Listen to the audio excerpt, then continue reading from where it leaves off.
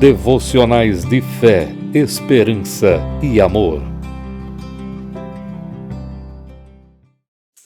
Graça e paz, queridos irmãos. Muito bom poder falar com os irmãos novamente através das nossas devocionais, do tempo que nós retiramos para meditar na palavra do Senhor. Eu queria pedir a você que abra sua Bíblia em Jeremias, capítulo 29, a partir do versículo 1. Eu quero ler alguns versos desse capítulo e nós vamos meditar aqui nessa carta que Jeremias envia aos irmãos que estão no cativeiro. E nós vamos ver, queridos, como Deus cuida do teu povo, mas Deus deixa claro.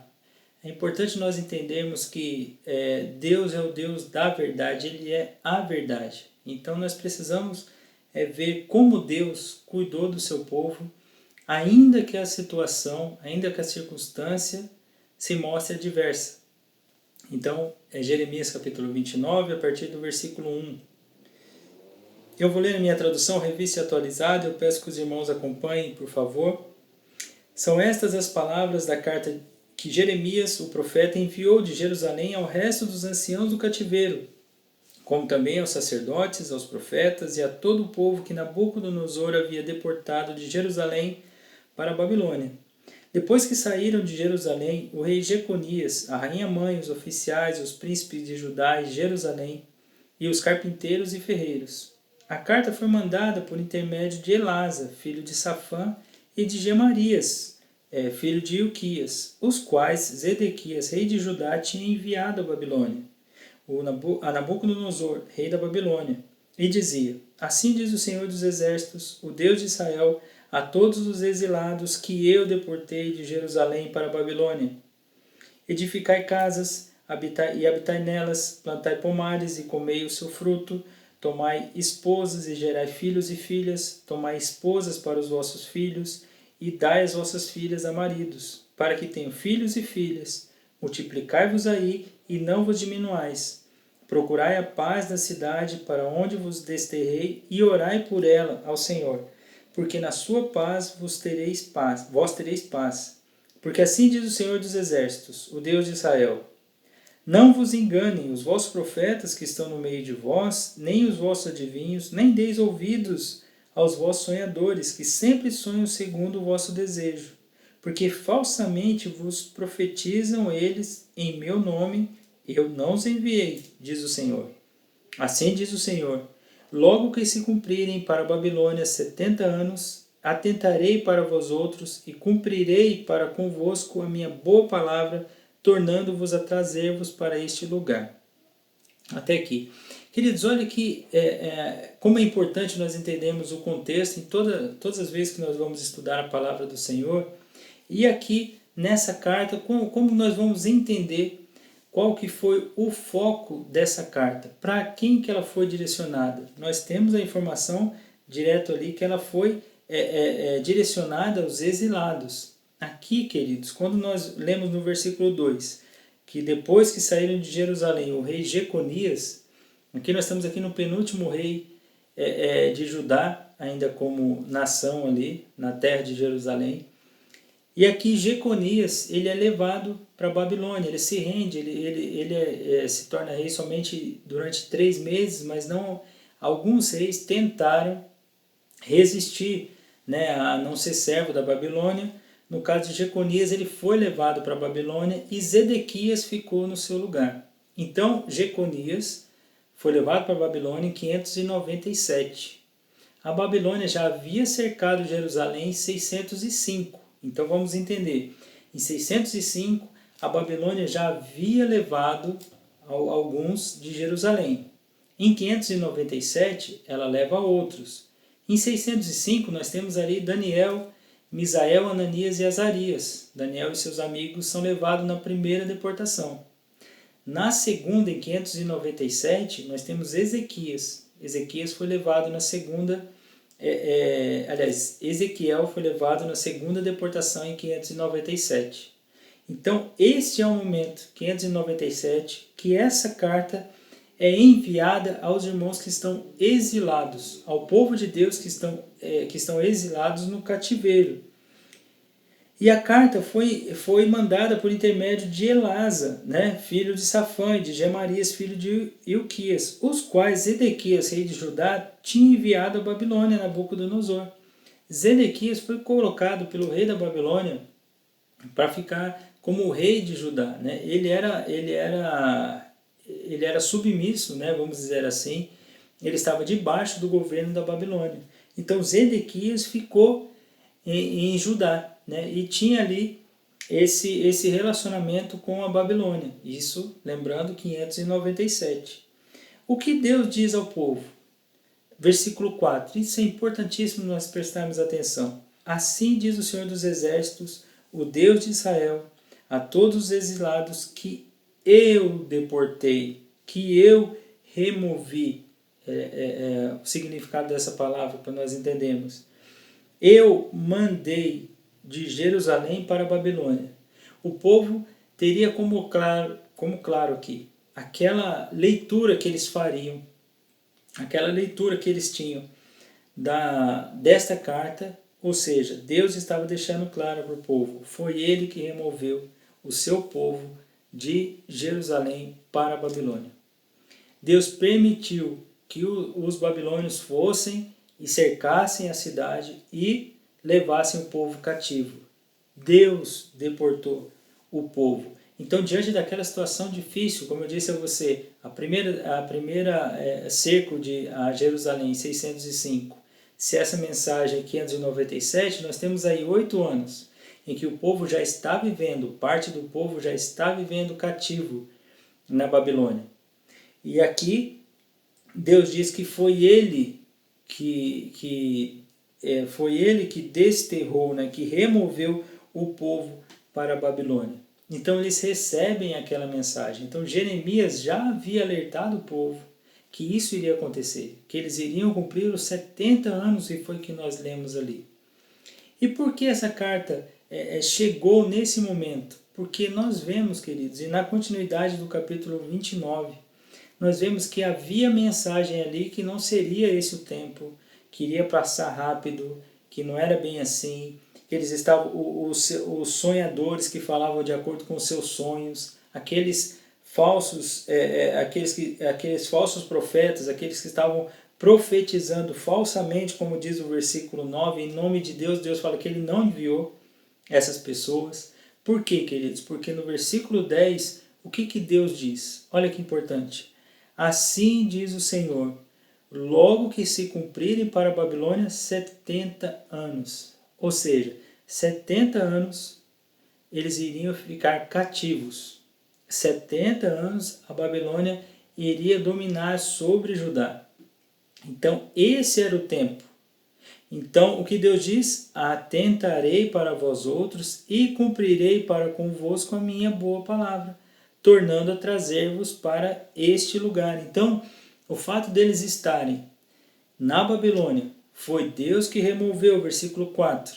Eles iriam ficar 70 anos. E aqueles que estavam pregando contrário a essa mensagem estavam errados, estavam profetizando falsamente. Estavam querendo ser os adivinhos, né? Os sonhadores, que diz lá no versículo 8. Vários profetas que estavam no meio do povo ali. Mas o que Deus diz diante daquela situação adversa? O que Deus diz para o povo diante dos 70 anos que eles iriam ficar? O que eles deveriam fazer? O versículo 5 diz para nós. O versículo 5 diz claramente para nós.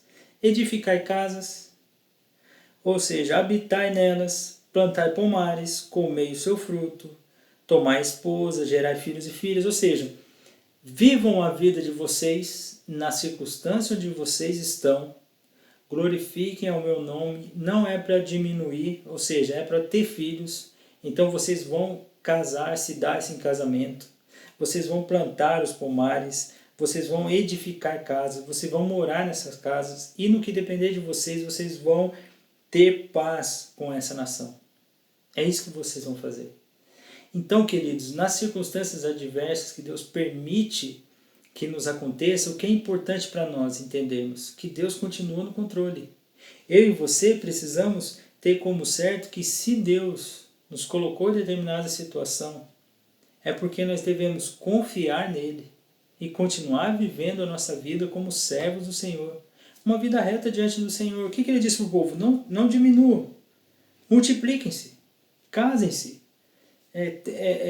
edifiquem, morem nessas casas que vocês vão edificar, plantem pomares, ou seja, toquem a vida de vocês. Esse versículo me chama a atenção para 1 Pedro, capítulo 2, versículo 11. Eu quero ler para você e você preste atenção no versículo 11 e o versículo 12. 1 Pedro, capítulo 2.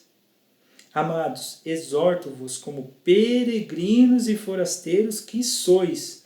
Que Pedro está dizendo para a igreja, vocês são forasteiros e peregrinos. Porque logo antes, no versículo 9, ele diz que nós somos a raça eleita, povo escolhido de Deus. Mas diante desse mundo nós somos peregrinos e forasteiros. Quem nos colocou neste mundo? Quem nos colocou no país onde a gente está morando, na cidade onde a gente está morando? O próprio Deus.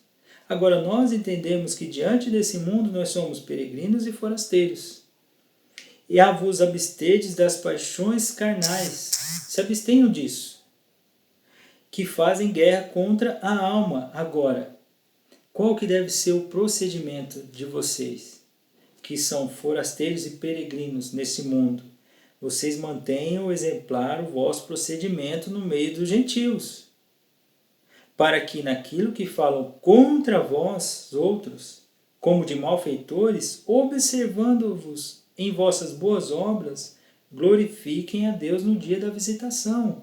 Ou seja, os gentios que observarem o vosso procedimento, como vocês praticam as boas obras, como vocês vivem como peregrinos e forasteiros, mas vocês testemunham, e logo na sequência de 1 Pedro capítulo 2, no versículo 13, falando para sujeitar as instituições estabelecidas, o comportamento em relação aos servos, entendemos a vontade de Deus, que é a prática do bem, aí vocês vão fazer emudecer a ignorância dos insensatos, ou seja, vocês vão manter esse exemplar procedimento, mas vocês sabem que vocês são forasteiros e peregrinos. A mesma coisa que Deus está dizendo aqui através dessa carta do profeta Jeremias. Olha, vocês são o meu povo, mas eu removi vocês de Jerusalém para Babilônia. Nós sabemos que existe o pecado da idolatria que foi introduzido no reino de Judá. Nós sabemos que o povo não guardou o sétimo ano, que era para guardar o sétimo ano, a terra teria que descansar. Então o descanso da terra teria que ser cumprido. Então os 70 anos eles iam ficar lá. Mas iam viver a vida como povo de Deus diante daquela nação da Babilônia. E vocês vão procurar a paz da cidade. Versículo 7. E orai por ela, para onde vos desterrei, vos removi. Jeremias capítulo 29, versículo 7. Porque na sua paz vós tereis paz. Então, queridos, faz parte do cristão manter o exemplar procedimento. É a vida do cristão. Independente das circunstâncias, Deus sabe do que nós estamos passando, Deus sabe as circunstâncias que nós fomos colocados, mas Deus nos salvou em Cristo Jesus. Nós sabemos quem somos, então devemos manter um procedimento exemplar.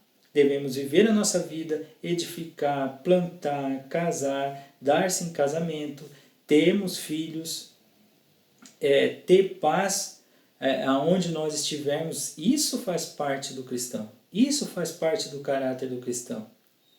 E Deus deixa claro no versículo 10 como é o caráter do nosso Deus, a sua justiça. Ele diz, vocês vão ficar 70 anos. 70 anos vocês vão ficar.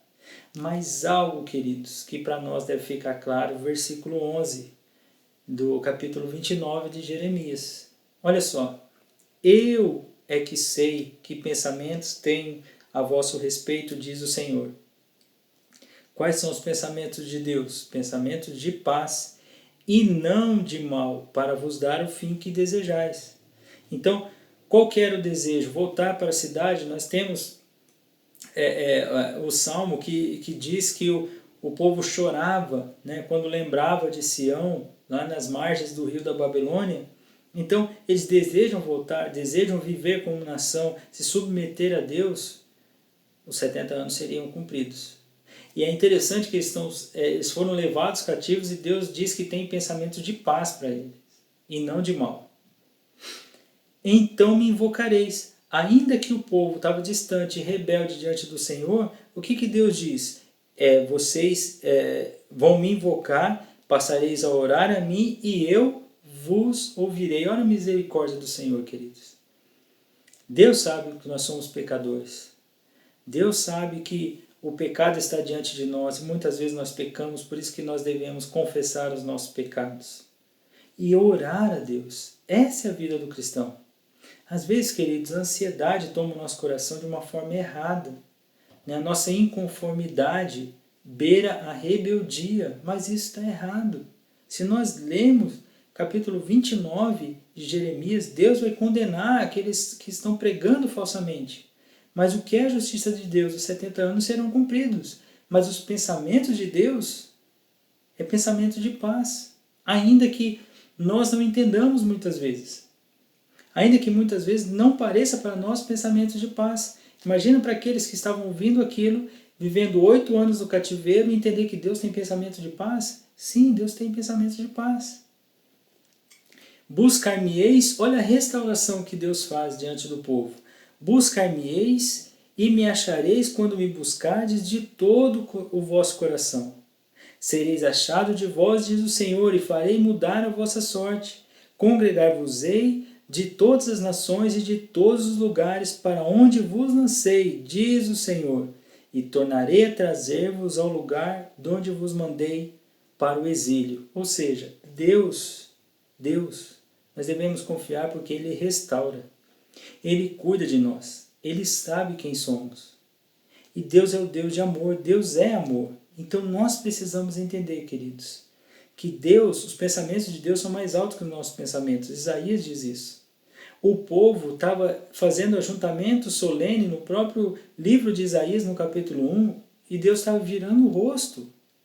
Mas Deus é tão misericordioso que Ele chama o povo, no capítulo 1 de Isaías, para uma conversa, para restabelecer, né, o relacionamento. Não é à toa que Deus se dispõe a ouvir o povo, sendo que o povo merecia o quê? O julgamento, como nós, pecadores, merecíamos sim o julgamento do Senhor, e Deus age em graça nas nossas vidas, nos dando o seu único Filho. Então, queridos, esse texto de Jeremias nos conforta o coração a saber que situações adversas, situações difíceis nos acometem, sim. Deus continua no controle de todas essas coisas? Sim.